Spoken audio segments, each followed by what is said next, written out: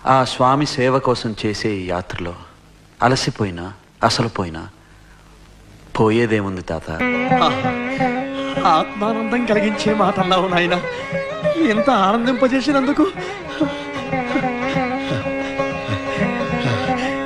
ఏందా ఇది తీసుకో.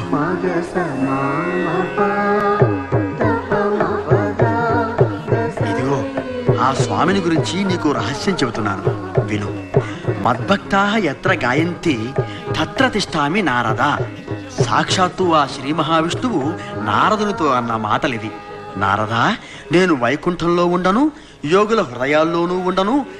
ఎక్కడ నా భక్తులు పాడుతుంటారో అక్కడ తిష్ట వేసుకొని కూర్చుంటాను అని. ఆయన ఎందు భక్తితో ప్రవర్తించినటువంటి వాణ్ణి చూసి ఆయన ఎంత ఆనందపడిపోతాడు. ఆయన రక్ష ఉండగా నిన్ను ఏది పాడు చేస్తుంది?